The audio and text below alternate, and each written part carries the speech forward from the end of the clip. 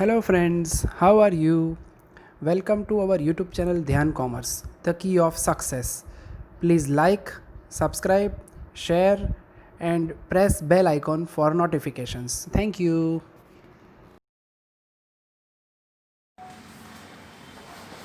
जय माता दी all dear student, welcome to online lecture of Dhyan commerce. ये माल कमीशन ऑफ अकाउंट का सफर आज आगे बढ़ा रहा है। लास्ट लेक्चर में जो काम किया था वैसा ही एक और सब मैं आपको लेने जा रहा हूँ, जहां पे दो कंपनी बिक रही होती है और एक परचेसिंग कंपनी होती है, यानी कि परचेसिंग कंपनी एक होगी और दो दो वेंडर कंपनी होगी। ऐसा ही आपको एग्जांपल नंबर 18 करवाने जा रहा हूँ, पेज नंबर 339, जोगी, विजोगी, संजोग। तो ऐसे तीन कंपनियां की इंफॉर्मेशन वहां पे आपको दी गई है। पेज नंबर 339 निकालो, एग्जांपल नंबर 18, जोगी एंड विजोगी। चलिए मैं अमाउंट ऐड करना स्टार्ट कर रहा हूं, आपका ध्यान अंदर होना चाहिए। Jogi limited and Vijogi limited were amalgamated on 1/4/2012. A company, Sanjog Limited, was formed to take over the business of existing company. भाई देखो यहाँ पे क्या हो रहा है, जोगी एंड विजोगी दो कंपनी थी, उसको नई कंपनी संजोग लिमिटेड परचेस कर रही है, टेक ओवर कर रही है दोनों कंपनी का बिजनेस। फिर आपको जोगी एंड विजोगी कंपनी की बैलेंस शीट दी गई है, पर हमारा काम क्या है, हमें ये पता होना चाहिए कि भाई कौन परचेसिंग कंपनी है, कौन वेंडर कंपनी है। तो अब देखो यहाँ पे नाम के हिसाब से मैं लिखने जा रहा हूँ। सबसे पहले परचेसिंग कंपनी, परचेसिंग कंपनी यहाँ पे कौन है, संजोग लिमिटेड। कौन सी कंपनी परचेसिंग है, संजोग लिमिटेड। और वेंडर है ना, दो दो कंपनी है, जोगी लिमिटेड एंड विजोगी लिमिटेड। ये मैंने नहीं कहा, ये अंदर लिखा हुआ है, ठीक है।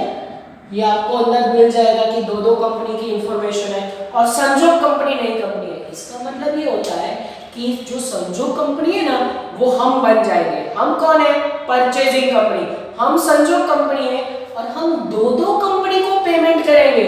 जोगी कंपनी को भी पेमेंट करेंगे, विजोगी कंपनी को भी पेमेंट करेंगे।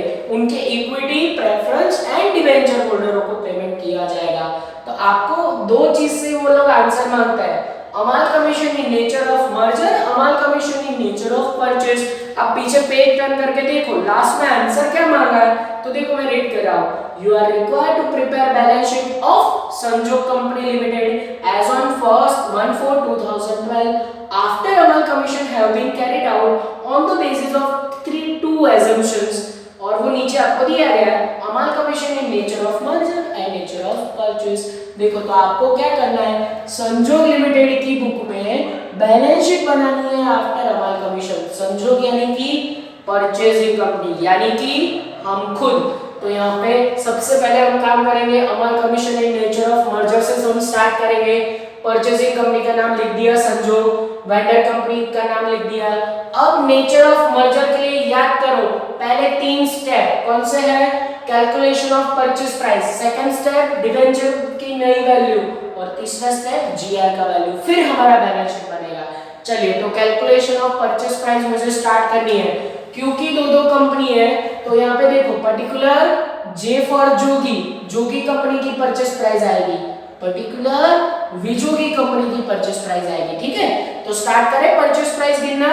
याद करो तो परचेज प्राइस में हम दो चीजों का पेमेंट लेते थे, इक्विटी शेयर होल्डरों को पेमेंट, प्रेफरेंस शेयर होल्डरों को पेमेंट। तो यहाँ पे परचेज प्राइस में सबसे पहले मैं इक्विटी शेयर होल्डरों को पेमेंट लेने जा रहा हूँ और उसके लिए मुझे एडजस्टमेंट रीड करना पड़ेगा। तो पीछे एडजस्टमेंट में आओ, एडजस्टमेंट नंबर 3 वो इक्विटी शेयर होल्डरों को पेमेंट है। क्या लिखा है देखो, संजोग company limited will issue 2 equity share for each 5 equity share of Jogi Limited and 3 equity share for each 10 equity share of Vijogi Limited. The shares are to be issued 35 each having the face value of 10। भाई यहाँ पे पूरी 3 line में ऐसा बताया गया है कि 10 रुपए का शेयर वो लोग 35 में दे रहे हैं। कितने में दे रहे हैं, 35। तो बीच का ये 25 रुपए क्या हुआ, क्या हुआ, ये हुआ आपका प्रीमियम। 10 रुपए फेस वैल्यू का शेयर अगर आप 35 में दे रहे हो ना, तो 25 रुपए प्रीमियम से शेयर को दे रहे हो।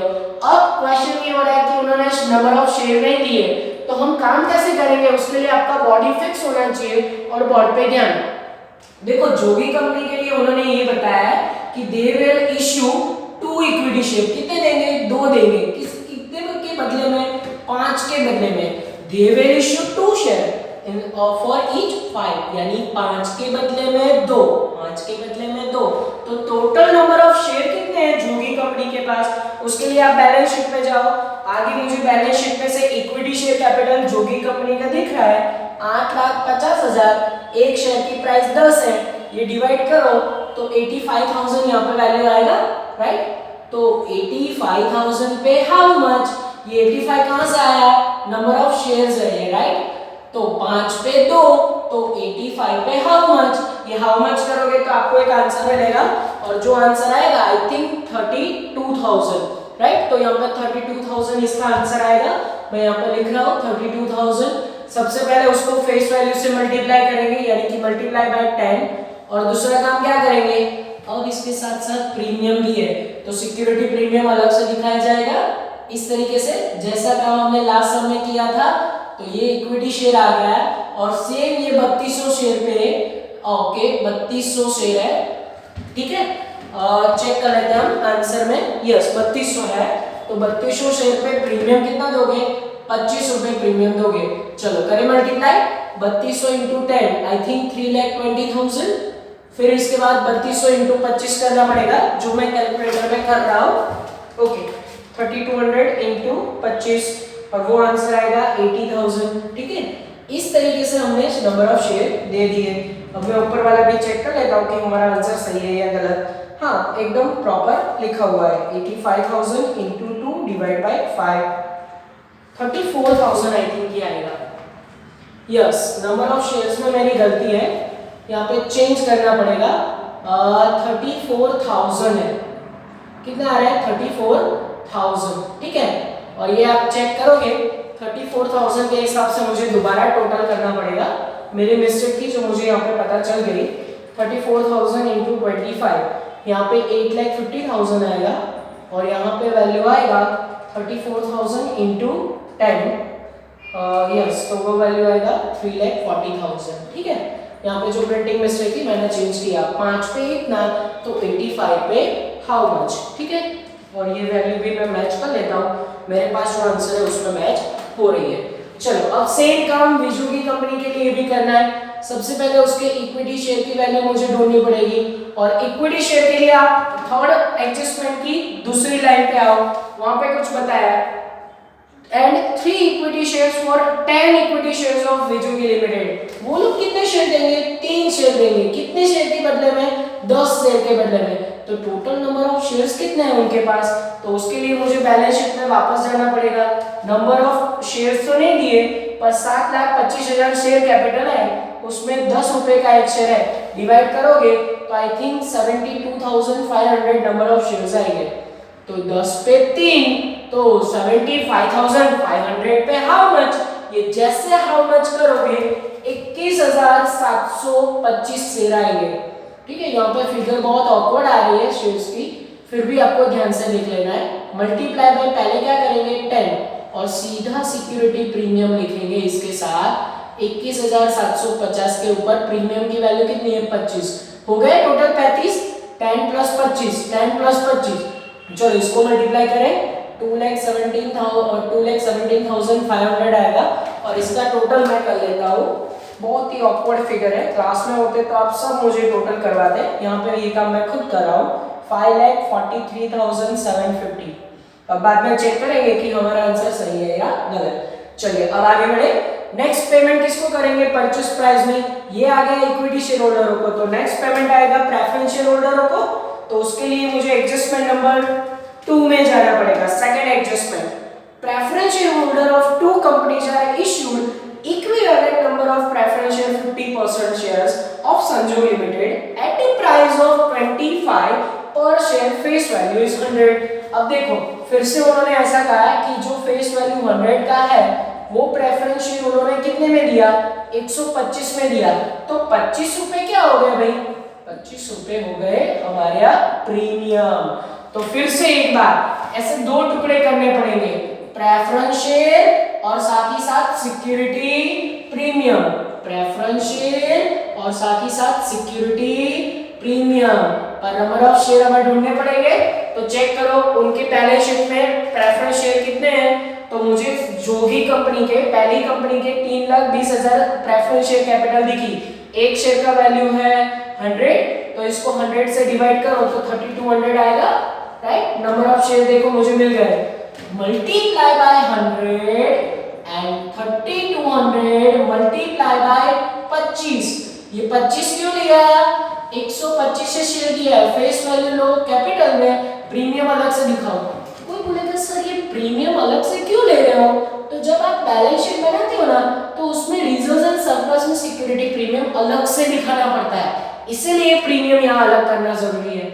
चलो यहाँ पे टोटल कर ले, 32,000, इसमें 100 ऐड करेंगे तो आई थिंक 3,20,000 आएगा, और 3200 इंटू 25 कर लेते हैं, जिससे हमारा आगे का काम हो सके, और ये वैल्यू आएगी 80,000, ठीक है। फिर उसके बाद प्रेफरेंस शेयर कैपिटल में भी काम कर लेते हैं। विजोगी कंपनी की प्रेफरेंस शेयर कैपिटल के लिए 1,75,000 है, उसको 100 से डिवाइड करोगे तो यहाँ पे नंबर ऑफ शेयर है 1750। उसको सबसे पहले 100 से मल्टीप्लाई करो फेस वैल्यू, और यही नंबर ऑफ शेयर को, ये नंबर ऑफ शेयर्स है, ठीक है, उसको 25 से मल्टीप्लाई करो तो प्रीमियम मिल जाएगा। ऊपर का आंसर 1,75,000 ही आएगा, पर नीचे आंसर चेंज होगा और वो आंसर आएगा 43,750, ठीक है। और इस तरीके से हमें मेहनत करके हमारा पहला आंसर परचेज प्राइस मिलेगा। क्या आंसर मिलेगा? Purchase price. और देखो कैसे आया, equity share with premium, preference share with premium, दोनों कंपनी में ऐसा काम हुआ, और वो परचेज प्राइस का आंसर फर्स्ट में आएगा 15,90,000, ये आप चेक भी कर सकते हो, और दूसरे में आएगा 9,80,000। ये आप आंसर चेक कर लेना, मैंने यहाँ पे अपने हिसाब से लिखा है, ठीक है। अब इसमें से एक और छोटू काम करना है लेस ओल्ड कैपिटल। क्या लेस करना है? ओल्ड कैपिटल, दोनों में से, यानी कि हमारे पास वो कंपनी की कैपिटल कितनी आई वो लेस करना है, और वो दो होगी, equity share and preference share, ठीक है। तो ये दोनों मुझे कहां से मिलेंगे? वो मिलेंगे हमें बैलेंस शीट में से। देखो तो जोगी एंड विजोगी कंपनी की बैलेंस शीट में कैपिटल कितना है? पहले जोगी कंपनी की इक्विटी शेयर ले लेते हैं 8,50,000 एंड प्रेफरेंस शेयर कैपिटल है 3,20,000। टोटल करेंगे तो आई थिंक 11,70,000 आएगा, ठीक है। ये ऊपर में से माइनस करना है और वैल्यू नीचे आएगी एक और, ठीक है। फिर उसके बाद विजोगी कंपनी की equity and preference share capital check करो तो 7,25,000 है, एंड दूसरी कंपनी प्रेफरेंस शेयर कैपिटल है उसकी 1,75,000। आई थिंक 9 लाख यहाँ पे आ रहा है, ठीक है। माइनस करोगे तो नीचे वैल्यू आएगी, उसको कहाँ लेके जाओगे? Transfer to GR. कहाँ लेके जाना है? ट्रांसफर टू जीआर भाई। तो जीआर में इसको ट्रांसफर करो, फर्स्ट में आप चेक करोगे तो उसमें आंसर आएगा 4,20,000, प्लस में आ रहा है यहाँ पे 4,20,000 एंड यहाँ पे आंसर आ रहा है 80,000। कहाँ लेके जाना है? स्टेप नंबर 3 में। ये देखो इतना मेहनत करके हमें स्टेप नंबर 1 का आंसर मिला। अब बात करते हैं स्टेप नंबर 2 की, न्यू वैल्यू ऑफ डिबेंचर, और उसके लिए कुछ एडजस्टमेंट दिए गए होंगे। उसके लिए एडजस्टमेंट नंबर 1 पे ज्वाइन हो जाओ। देखो adjustment number 1, 12% debenture holder of Jogi limited and Vijogi limited are discharge issuing such number of 15% debenture of 100 each, maintain the same amount of interest। देखो 12% डिबेंचर होल्डरों को अब 15% से पेमेंट करना है, बट क्या बोला है? Interest amount will be same, interest same मिलना चाहिए। आगे ऐसा काम हम हर एक सम में कर चुके हैं, फिर भी आपको सिखा रहा हूं। सबसे पहले जोगी लिमिटेड, देखो अगर नया पेमेंट ढूंढना है ना तो सबसे पहले ओल्ड इंटरेस्ट ले लो। क्या ले लो? Old interest. चेक करो जोगी कंपनी पुराना डिबेंचर होल्डर को कितना पेमेंट कर रही थी, मुझे दिखा 50,000 वैल्यू, उस पे 12% के हिसाब से payment low, I think 6,000 interest का आंसर आएगा, ठीक है। तो पुराना इंटरेस्ट वो लोग 6,000 दे रहे थे। अब देखना न्यू डिबेंचर की वैल्यू मैं कैसे ढूंढ रहा हूं? नया पेमेंट 15% के हिसाब से करना है, सिर्फ एक पद रखो आंसर आ जाएगा। पद कैसे आएगा? सपोज 100 रुपए का डिबेंचर है तो इंटरेस्ट 15% के हिसाब से 15 रुपए हुआ, राइट। तो 100 के सामने 15 रुपए इंटरेस्ट है तो 15 पे 100 तो 6000 इंटरेस्ट पे हाउ मच, ये जैसे हाउ मच करोगे आपका आंसर 40,000 आएगा।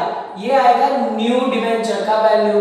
अब कोई ये सोचेगा कि सर ये 40,000 सही है गलत है पता कैसे चलेगा, तो वो पता करने के लिए आप 40,000 को 15% से मल्टीप्लाई करो, आपको 6,000 आंसर मिल जाएगा। ठीक है, सेम काम हम दूसरी कंपनी के लिए करें जो कि है वीजोगी, वी कंपनी लिमिटेड। चलो उसके लिए पहले क्या करेंगे, ओल्ड इंटरेस्ट ढूंढेंगे। देखना सेम काम है, ऊपर बैलेंस शीट में से डिबेंचर 28,000 के है, उसको मल्टीप्लाई करो 12% से, तो आई थिंक आंसर आएगा 3360। अब ये इंटरेस्ट ओल्ड है, ये क्या आया ओल्ड इंटरेस्ट। अब मुझे नए डिबेंचर की वैल्यू के लिए सिर्फ एक पद रखना पड़ेगा। पद ऐसा आएगा कि 100 रुपए डिबेंचर पे इंटरेस्ट 15 रुपए, कितना इंटरेस्ट है 15, तो 3360 इंटरेस्ट पे डिबेंचर हाउ मच, और हाउ मच करने से आपका आंसर आएगा 22,400। कितना आंसर आएगा 22,400।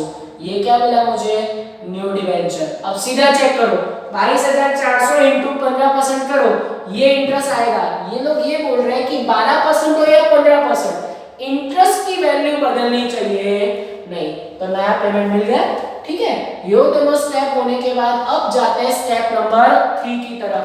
अगर स्टेप सही है तो बैलेंस शीट में कोई दम नहीं है। ठीक है, चलिए कैलकुलेशन ऑफ जीआर, और उसके लिए मुझे सबसे पहले क्या करना पड़ेगा, बैलेंस लिखना पड़ेगा। तो बैलेंस शीट में से जीआर का बैलेंस बोलो तो जीआर का बैलेंस कहीं ना कहीं आपको जीआर का बैलेंस दिख जाएगा, और मैं चेक कर रहा हूँ जीआर का बैलेंस, यस, और वो मुझे दिख रहा है, हाँ जोगी एंड विजोगी 2,40,000 एंड विजोगी कंपनी का है 1,60,000, और टोटल करोगे आई थिंक 4 लाख आएगा। ठीक है, अब उसमें से पहली इफेक्ट ये वाले स्टेप की दे दो, इसको क्या बोला जाता है याद हो तो, debenture return either profit either loss. Profit हो तो प्लस करो, लॉस हो तो माइनस करो। अब प्रॉफिट एंड लॉस पता कैसे चलेगा, ओल्ड वैल्यू को कंपेयर करो न्यू वैल्यू के साथ। ये देखो जोगी कंपनी में ओल्ड पेमेंट 50,000 था, नया पेमेंट कैसे कर रहे हो 40,000, पेमेंट कम कर रहे हो, कम करो तो क्या होगा भाई, कम करो तो उसको बोला जाता है प्रॉफिट, और प्रॉफिट हो तो क्या करना है भाई, प्लस करना है। कैसे पता चला, ओल्ड पेमेंट न्यू पेमेंट से ज्यादा है, नया पेमेंट कैसा कर रहे हो, कम कर रहे हो। अब मुझे फाइनल वैल्यू चाहिए, तो ऐसा मुझे दो कंपनी का करना पड़ेगा। चलिए पहले ओल्ड पेमेंट ले लेते हैं, 50,000 जोगी कंपनी का, विजोगी कंपनी का 28,000, ओल्ड कंपनी का ये पेमेंट टोटल करो तो वो आएगा 78,000, राइट। और उसमें से नया पेमेंट 40,000 एंड 22,000 है, सॉरी 22,400 है, इन दोनों को प्लस करो तो वैल्यू आएगी नया पेमेंट 62,400। अब देखो क्लियर दिख रहा है कि पुराना पेमेंट नए पेमेंट से ज्यादा है, यानी नया पेमेंट कैसा है कम हो तो क्या होगा प्रॉफिट। चलिए प्रॉफिट कितना आएगा ये मुझे चेक करना हो तो प्रॉफिट की वैल्यू आई थिंक आएगी 15,600। कितनी आएगी 15,600। अब स्टेप नंबर 1 की बात कर लेते हैं। यहाँ पे ट्रांसफर टू जीआर था, तो इसको सिंपली यहाँ पे लिखोगे आप डिफरेंस इन परचेस प्राइस। क्या लिखोगे, डिफरेंस इन परचेस प्राइस। याद है आपको, यहाँ पे प्लस तो यहाँ पे माइनस, यहाँ पे माइनस तो यहाँ पे प्लस। चलिए जोगी एंड विजोगी में देख लेते हैं, यहाँ पे प्लस है, क्या करूं मैं 4,20,000 माइनस, यहाँ पे अगेन प्लस है, क्या करूं मैं माइनस। इसका रीजन मैंने बताया था याद हो तो, यहाँ पे प्लस आया उसका रीजन क्या है, आप परचेस प्राइस ज्यादा पे कर रहे हो। ज्यादा कहां से दोगे, जीआर में से, ज्यादा आप जीआर में से दोगे। अभी दोनों का टोटल बाहर रखो तो माइनस माइनस बिकम प्लस, पर साइन कौन सी रहेगी, माइनस की रहेगी, -5 लाख आंसर जा रहा है, और ऑल ओवर अब टोटल करने जाएंगे तो आई थिंक कुछ वैल्यू माइनस में जा रही है भाई। यहाँ पे 4 लाख उसमें 15,600 ऐड कर रहा हूँ, और मैं 5 लाख माइनस कर रहा हूँ। अच्छा माइनस जा रहा है यहाँ तो 84,400 माइनस में आ रहा है, देखो तो ऐसा हो सकता है, हाँ 100% हो सकता है, इसमें ऐसा कुछ नहीं है कि माइनस में नहीं जाएगा। तो अब करेंगे क्या, रिजल्ट तो कोई भी माइनस में कभी नहीं लिखते, तो अब सब में एक नया पॉइंट आ रहा है आज से और अभी से, और वो पॉइंट क्या है मैं आपको अभी समझा रहा हूँ। देखो जब आपका पेमेंट के लिए जीआर का वैल्यू काफी ना हो, जीआर का वैल्यू पेमेंट के लिए यहाँ पे माइनस में क्या है, यानी जीआर आपका काफी नहीं है पेमेंट के लिए, तो आप उसमें क्या ऐड करोगे, पीएनएल अकाउंट। और ध्यान से ये कब ऐड करना है आपको पीएनएल अकाउंट, जब यहाँ पे वैल्यू पेमेंट से माइनस में जाए, माइनस में जाए तो ही पीएनएल को प्लस करो। तो पीएनएल यहाँ पे प्लस करेंगे जोगी एंड विजोगी में, और पीएनएल कितना है चेक करो तो सब में कहीं ना कहीं आपको पीएनएल मिल जाएगा। और हाँ मुझे दिखा 75,000 एंड 52,000, ये पीएनएल की वैल्यू यहाँ पे प्लस करता है। पीएनएल का टोटल आई थिंक आएगा यस 1,27,000, 1,27,000 यहाँ पे प्लस करो, हमारा जीआर और पीएनएल का नया कंबाइंड वैल्यू आएगा 42,600। तो ये पॉइंट ये सब में नया था, ठीक है। और इसके सामने लिखेंगे क्या, पीएनएल जीआर दोनों कंबाइंड है, फिर भी आप जीआर सिर्फ लिखोगे तो चलेगा, कहाँ दिखाना है, बैलेंस शीट में, ठीक है। तो ये बैलेंस शीट में चला जाएगा। अब हमारा डेंजरस बैलेंस शीट का काम स्टार्ट हो रहा है। चलिए तो बैलेंस शीट में ध्यान दो, बैलेंस शीट आफ्टर अमाल कमीशन और नेचर ऑफ मर्जर के लिए रूल क्या है, सब कुछ प्लस करके ले लो, नई चीजें नई कीमत से लेनी है। तो ओल्ड बैलेंस शीट सामने रखो, ओल्ड बैलेंस शीट में आपको सबसे पहले क्या दिख रहा है, इक्विटी शेयर कैपिटल। तो हम भी शुरुआत कहां से करेंगे, इक्विटी शेयर कैपिटल से।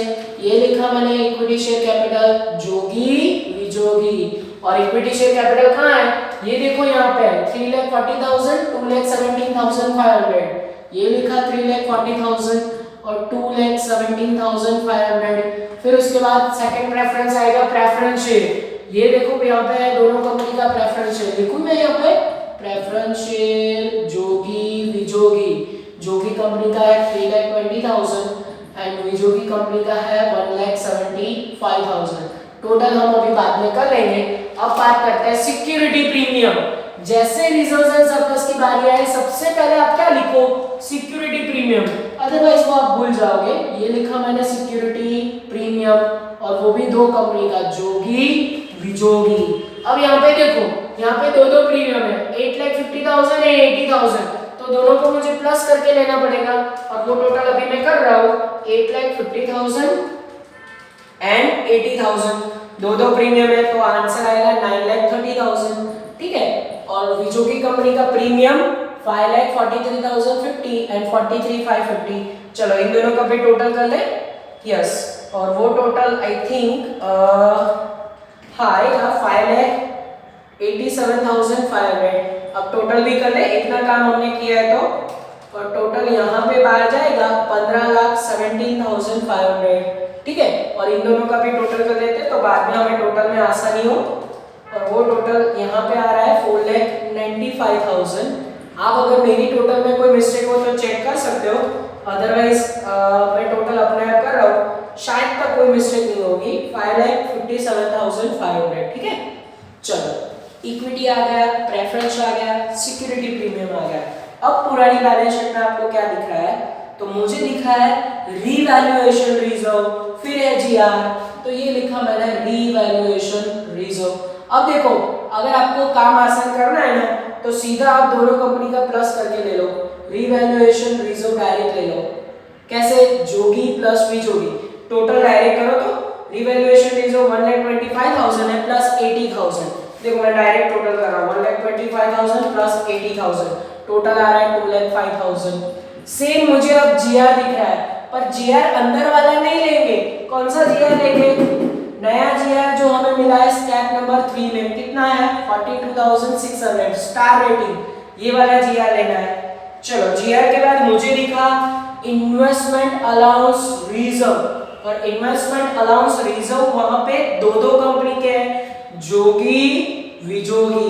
कितना कितना है, 50,000 है और 30,000 है, टोटल 80,000, ये लिखा मैंने 80,000।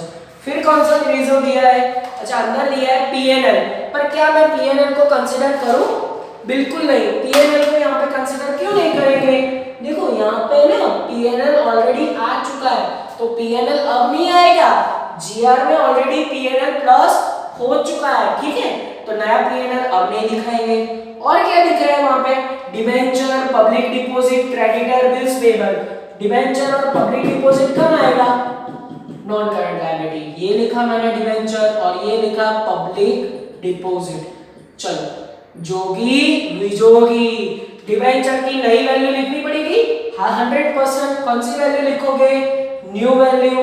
ये है 40,000 और है 22,400 को टोटल 62,400, ठीक है। और उसके बाद public deposit Jogi and Vijogi direct plus करके ले लो भाई। कितना आएगा पब्लिक डिपॉजिट का टोटल? वो तो एक ही कंपनी का है 25,000, तो डायरेक्ट लिख दो 25,000, ठीक है, इस तरीके से। और नेक्स्ट वन, इसका टोटल बाहर जाएगा, इसका टोटल बाहर जाएगा, एंड अब बात करते हैं करंट लायबिलिटी, और उसमें दो है, क्रेडिटर एंड बिल्स पेबल। चलो ये भी क्या करेंगे पता है? जोगी विजोगी सीधा प्लस कर लेंगे और उसमें हम डायरेक्ट काम करेंगे 1,45,000 प्लस 75,000। देखो मैं यहाँ पे टोटल डायरेक्ट कर रहा हूँ 1,45,000 एंड 75,000, टोटल आएगा 2,20,000। आप ये टोटल चेक करते रहना ना। और ये 20,000 यानी कि 2,40,000 बाहर जाएगा। अब यहाँ पे टोटल कितना बाहर जाएगा वो भी मैं लिख लेता हूँ, मेरे पास ऑलरेडी टोटल किया हुआ है 87,400, ये लिखा मैंने 87,400। और यहाँ पे भी एक टोटल मैं बाहर लिखूंगा, वो आएगा 28,97,600। और अगर ये साइड का एक टोटल करना चाहो तो आपके पास वो टोटल का भी आंसर आ जाएगा, और वो आंसर आएगा 32,25,000। यस 25,500, इतना आंसर आएगा, ठीक है। मैं पेन को जरा ठीक कर देता हूँ, ये थोड़ा सा बिगड़ गया है। ओके नेक्स्ट, यहाँ पे आंसर आएगा 32,25,000, ठीक है। ये आंसर आपका फाइनल रहेगा। अब मुझे चेक करना है कि क्या मेरा ये आंसर सही है कि गलत, और वो चेक करने के लिए आप क्या कर सकते हो? तो वो चेक करना ना, तो अंदर जोगी एंड विजोगी कंपनी दोनों का टोटल करो, आपका ये टोटल से मैच हो जाए तो आपको समझना है ये काम सही है। जोगी का 19 लाख एंड 13,25,000 ये टोटल के साथ मैच होना चाहिए, और हो ही जाएगा तो आपका पता चल जाएगा कि मेरा काम सही है। अब ये टोटल यहाँ पे रख दो 32,25,000, ये टोटल यहाँ पे भी आना चाहिए, ठीक है। और ये टोटल लाने के लिए आपको दो चीजें यहाँ पे मेंशन करनी पड़ेगी, और वो तो इजीली हो जाएगी। चलिए असेट में पहुंचो। सबसे पहले आपको कौन कौन सी असेट दिख रही है? मुझे दिखा लैंड एंड बिल्डिंग, ये लिखा लैंड एंड बिल्डिंग। अब डायरेक्ट टोटल लिखेंगे जोगी प्लस विजोगी। दूसरा है प्लांट एंड मशीनरी, सीधा जोगी एंड विजोगी का टोटल लिखेंगे। फिर है इन्वेस्टमेंट, वो भी जोगी एंड विजोगी का सीधा प्लस करके ले लेंगे।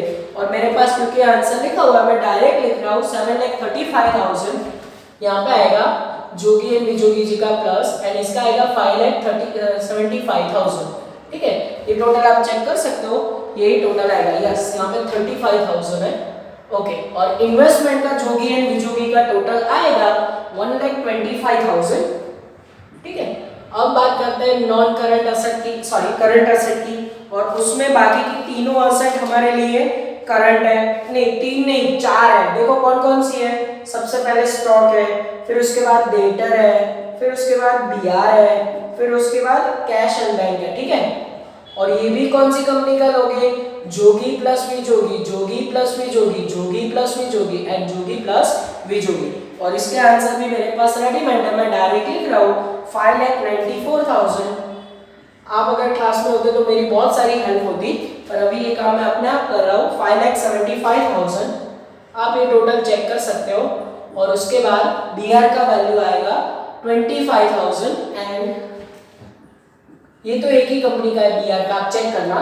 कैश एंड बैंक 6,36,000, ठीक है। अब ऑल ओवर मुझे ये इसका टोटल और इसका टोटल करके बाहर रखना है। कुछ काम हमने यहाँ पे एक्स्ट्रा ऑर्डिनरी नहीं किया, सारी asset as it is Jogi and Vijogi की प्लस करके हमने ले लिया है। और टोटल अगर आप करोगे यहाँ पे आएगा 13,95,000, एंड नीचे का टोटल आपको मिल जाएगा 18,30,000। कितना आएगा? 18,30,000। और दोनों का टोटल करोगे आपके ये वाले टोटल से मैच हो जाएगा। तो ये हमारा सबसे बड़ा काम जो कि था amalgamation in nature of merger, यहाँ पे कंप्लीट होता है। इसके बाद इसके ऊपर से मैं नेचर ऑफ परचेस आपको करवा रहा हूँ। चलिए तो अब बात करते हैं अमाल commission in nature of purchase. अब नेचर ऑफ परचेज के लिए हमारे पास बोर्ड पे पूरा वर्क मैंने रेडी रखा है और जो जो चीजें नहीं चाहिए थी वो मैंने निकाल दिया है। तो अब अमाल कमीशन में सेकंड आंसर स्टार्ट करने जा रहे हैं नेचर ऑफ परचेज के, और उसमें स्टेप में थोड़े से चेंजेस आता है। सबसे पहला स्टेप तो कॉमन ही रहता है, कैलकुलेशन ऑफ परचेज प्राइस, जो हमने आगे मर्जर में गिना हुआ था। और जोगी कंपनी के लिए 15,90,000 और विजोगी के लिए 9,80,000 जो ऑलरेडी आगे गिना था। अब स्टेप नंबर 2 से चेंजेस आएगा। स्टेप नंबर 2 में हमें क्या लेना है, तो स्टेप नंबर 2 में हमें लेना है कैलकुलेशन ऑफ नेट असेट। और नेट असेट का मीनिंग क्या होता है, total asset minus total liability. Asset में लिए रूल क्या है, असेट के लिए रूल ये है कि उसमें फिक्टिशियस असेट नहीं लेना है।